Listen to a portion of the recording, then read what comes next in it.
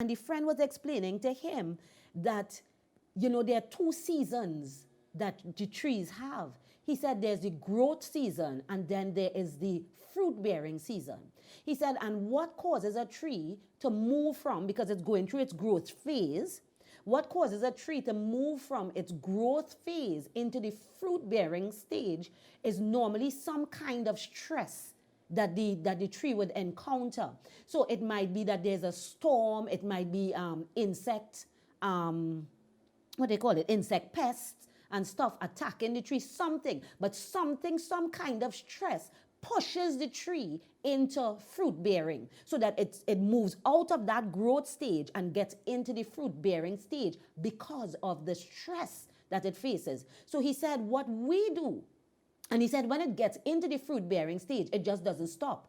It just stays in that phase and it goes forward.